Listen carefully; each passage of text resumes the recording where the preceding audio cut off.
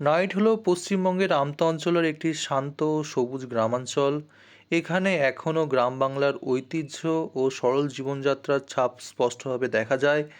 এলাকার আশেপাশে প্রাচীন মন্দির ও স্থানীয় লোককথা প্রচলিত, যা এই অঞ্চলের সাংস্কৃতিক গুরুত্বকে আরও বাড়িয়ে তোলে। এখন আমি যাচ্ছি আমতার এই অঞ্চলে, যেখানে দেখব আমি তিনটি সুন্দর মন্দির। প্রথমটি হলো নারিট গ্রামের রাজরাজেশ্বর মন্দির, গ্রামীণ বাংলার এক অপূর্ব লুকিয়ে থাকা রত্ন। মন্দিরের সামনের অংশে যেমন রয়েছে শ্রীকৃষ্ণের বাল্যকালের বিভিন্ন দৃশ্য, তেমনি মন্দিরের পিছনের অংশে রয়েছে দশাননের সাথে শ্রী রামচন্দ্রের লড়াই, যার মধ্যে রয়েছে হনুমানজির গন্ধমাদন পর্বত, রামচন্দ্রের দরবারে লবকুশ, হনুমানজি শ্রী রামচন্দ্রের সহযোগিতা, মায়ামৃগ মরিচ সেতুবন্ধন ও অন্যান্য। মন্দিরের পার্শ্ব অংশে রয়েছে শ্রী চৈতন্য মহাপ্রভুর বিভিন্ন লীলা, যা এক কথায় অনবদ্য। এই মন্দিরটির উপাস্য বুড়ো শিব, যিনি রাজরাজেশ্বর নামে খ্যাত। এবার আমি চলে গেছিলাম মহিষামুড়ির ভুবনেশ্বরী মন্দিরে। ১৬৭৯ সালে ঘোষ পরিবারের দ্বারা নির্মিত এই মন্দির হাওড়ায় টেরাকোটা মন্দিরগুলির মধ্যে অন্যতম। মন্দিরের দেওয়ালে বিভিন্ন পৌরাণিক গল্পকথা থেকে শুরু করে শিল্পীর অপূর্ব রসাত্মবোধ এখানে ফুটে উঠেছে। এই মন্দিরের দেওয়ালে আদি রসাত্মক মূর্তি যেমন দেখা যায়, তেমনই দেখা যায় মন্দিরের নিচের অংশে বাংলায় ইউরোপীয়দের আগমনের চিত্র, যার মধ্যে ইউরোপীয় নাবিক ও ঘোড়ায় চড়ে শিকার করার মূর্তি অন্যতম। পাশাপাশি এই মন্দিরের দেওয়ালে দেবী দুর্গা ও তার পরিবারের বিভিন্ন সুন্দর মূর্তি খোদিত রয়েছে। যেমন রয়েছে রামায়ণের বিভিন্ন দৃশ্য, তেমনি কৃষ্ণলীলার বিভিন্ন অধ্যায়ও এখানে খোদিত আছে। মন্দিরের একটু ভালো করে লক্ষ্য করলে দেখতে পাবেন মন্দিরের কিছুটা উপরের অংশে রয়েছে 12 জ্যোতির্লিঙ্গের এক অসামান্য নিদর্শন।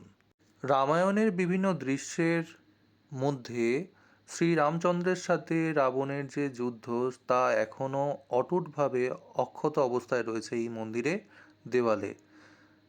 স্থানীয়দের বিশ্বাস, বিভিন্ন সময়ে মা ভুবনেশ্বরী অলৌকিক উপায়ে গ্রামকে রক্ষা করায় এই কুলদেবীকে আজও সমগ্র গ্রামের প্রধান রক্ষাকর্ত্রী হিসাবে পূজা করা হয়ে থাকে।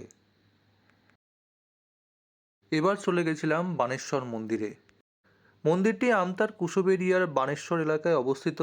প্রায় 400 বছরেরও বেশি প্রাচীন এই মন্দিরের সবচেয়ে বড় লোকবিশ্বাস হল বাবার আরোগ্য ক্ষমতা।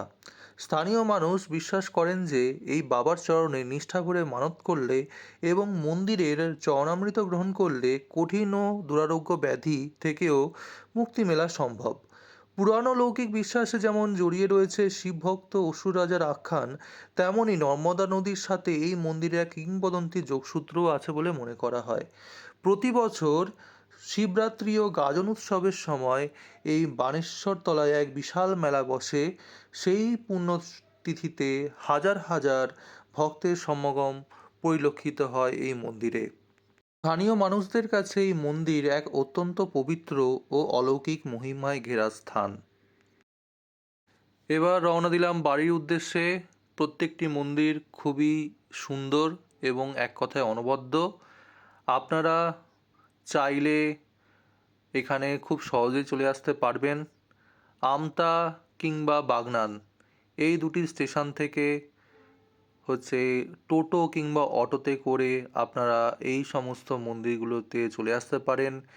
গ্রামটি নারিট, আমতার অন্তর্গত, আমতা ব্লক 2 এর অন্তর্গত, এবং এই মন্দিরগুলিতে এই যে রোড আছে, এই রোড দ্বারা খুব ভালোভাবে যুক্ত। আশা করছি আপনাদের ভালো লাগছে আমার ভিডিওগুলি। তবে দেখা হচ্ছে আবার পরের ভিডিওতে, যেখানে থাকছে নতুন জায়গা এবং নতুন অনেক মন্দির।